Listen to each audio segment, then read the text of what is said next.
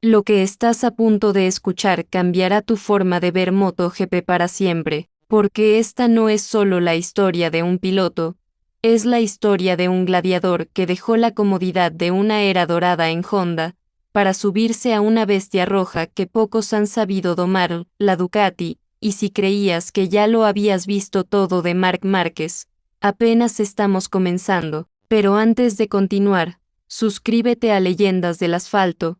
Activa la campana y acompáñame hasta el final, porque lo que viene es un relato de guerra, talento y redención. Imagina el momento, Márquez, 8 veces campeón del mundo, llega a la parrilla de Ducati, un hombre acostumbrado a ganar con una moto que él mismo moldeó durante años.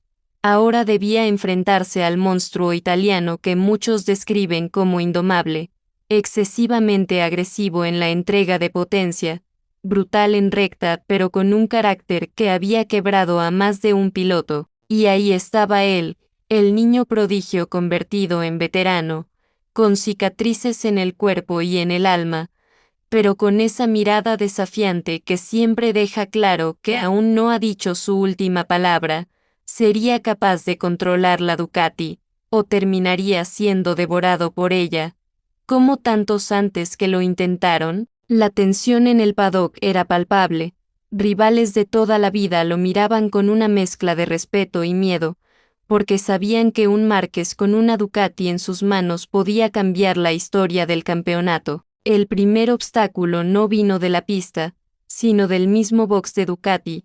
Marc Márquez no llegaba como un novato, llegaba como un rey destronado dispuesto a recuperar su corona, y eso generó incomodidad en un equipo donde ya existían jerarquías muy marcadas.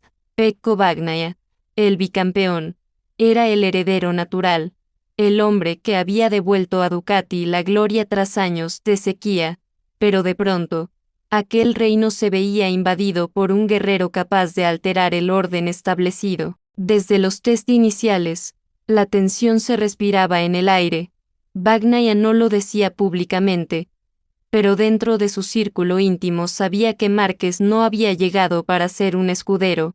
Mientras tanto, Jorge Martín, conocido por su agresividad y su ambición sin límites, veía en la llegada de Marc un obstáculo para sus propios sueños de ser campeón, y al fondo, Bastianini, con su estilo callado pero efectivo, tampoco estaba dispuesto a ceder terreno. En Ducati, los egos eran tan potentes como los motores. Cada salida a pistas se convertía en un mensaje, adelantamientos al límite, miradas frías en la sala de prensa, declaraciones sutiles que escondían guerra abierta, y entre todo eso, Márquez se mantenía fiel a su estilo, sonrisa socarrona, frases cortas, pero un fuego en los ojos que recordaba a todos que él no compite para figurar, compite para ganar. El campeonato aún no había arrancado, y ya se hablaba de lo inevitable. Una tormenta roja estaba por desatarse, y Marc era el epicentro. La primera carrera de la temporada era mucho más que una simple prueba, era el escenario donde el mundo vería si Márquez podía bailar con la Ducati. Desde la clasificación, quedó claro que la bestia roja no era un caballo fácil de domar. La moto exigía precisión quirúrgica en la entrada de curva y una brutalidad controlada en la salida.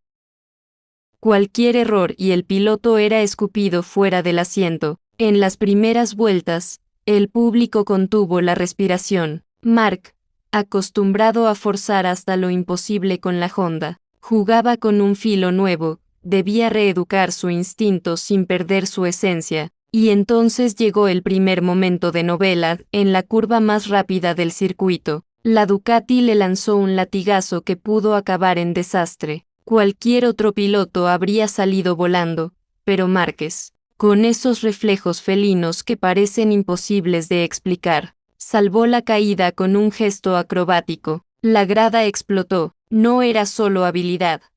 Era un mensaje: sigo aquí, y esta moto no me va a doblegar. Ese mismo día también llegaron los primeros adelantamientos, marca de la casa, arriesgados, casi suicidas, de esos que dejan a los rivales mirando incrédulos. Bagnaia ya lo sabía, Martín lo sabía, Marc no había venido a pasearse ni a rendirse al poder establecido. El podio no llegó esa vez, pero la semilla ya estaba plantada. El mundo entero entendió que la unión entre Márquez y Ducati no sería tranquila, sería tormentosa, peligrosa y sobre todo, inolvidable. El 28 de abril de 2024, el sol ardía sobre el asfalto de Jerez. El ambiente era eléctrico. Marc Márquez corría en casa, frente a miles de aficionados que ondeaban banderas con el 93, mientras Pecco Bagnaia llegaba con la misión de reafirmar su dominio como bicampeón del mundo. Era la cuarta cita del calendario, y ya todos intuían que ese día no sería uno más. Desde la primera vuelta, el duelo tomó forma. Márquez, con la Ducati satélite del equipo Gresini, parecía un guerrero que había recuperado el filo de su espada. Sus adelantamientos eran quirúrgicos, agresivos, de esos que hacen que la grada contenga el aliento. Bagnaia, en cambio, respondía con la calma del campeón, midiendo cada movimiento, sin caer en la trampa de la desesperación. La tensión alcanzó su clímax en las últimas vueltas. En la curva Lorenzo, Márquez lanzó su Ducati por dentro, rozando lo imposible. El público explotó en un rugido ensordecedor. Pero Bagnaia, imperturbable, contraatacó con la frialdad de un cirujano. Vuelta tras vuelta, se alternaron adelantamientos que parecían coreografiados por el destino. Al final, Bagnaia cruzó primero la línea de meta. Márquez fue segundo, pero la sensación era inequívoca. El rey había vuelto a desafiar el trono.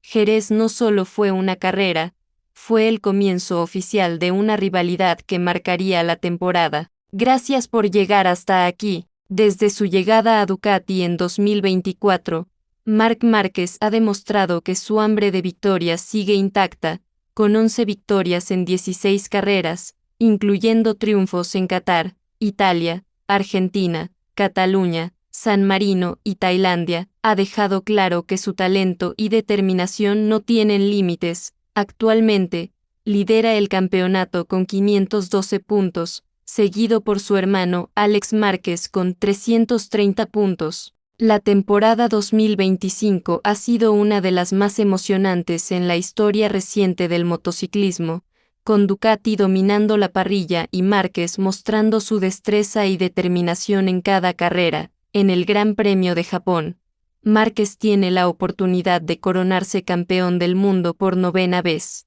Si te ha gustado esta narrativa y quieres seguir explorando más sobre el mundo de MotoGP, te invito a suscribirte al canal.